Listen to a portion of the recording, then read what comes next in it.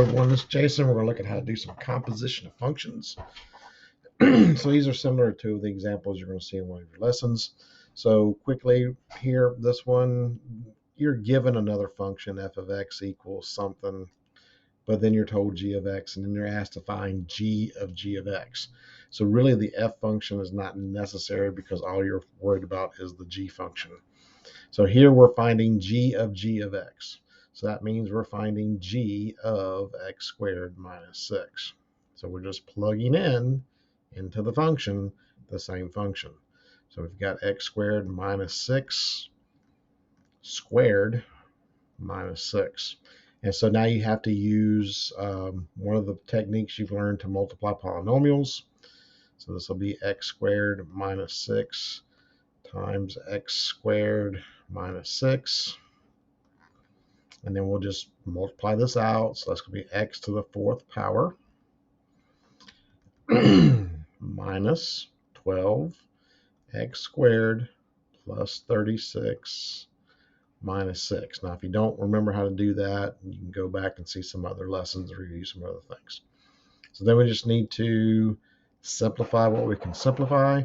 So this will turn into x to the 4th minus 12x squared plus 30. And you're asked to find the domain and the range. I think, let me double check on that. Yeah, you're asked to find the domain. Here, the domain, since there's nothing special about the function, no denominator with a variable, no square roots or any other kind of odd radical or logarithm functions, the domain is all real numbers. Okay, so that's that example. Let's take a look at this next example. This is the one where you have a fraction. So you're given an f of x and a g of x, and you're asked to find f of g of x. So here we are taking the f function and we're going to substitute into it the g function.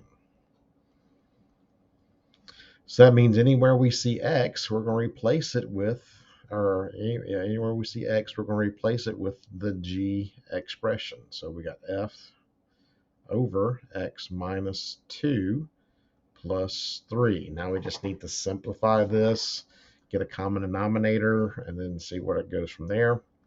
Common denominator is x minus 2. And again, if you don't remember how to do that, go back and review some of your other lessons. And this first fraction doesn't change. The second fraction, we're doing 3 times x minus 2 because these cancel out, making it the same fraction. And so we're simplifying here.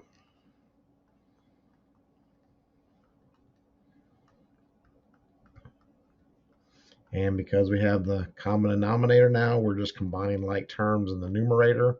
We've got 5 minus 6, which is still negative 1. So we got 3x minus 1 over x minus 2. And here we do have a restriction on the domain because the denominator is has a variable.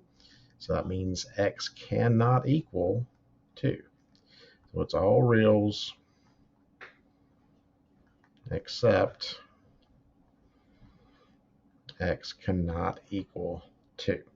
So I hope this helps you with those in your lesson. If you still struggle with these as you work, please let me know and I will get you some additional resources.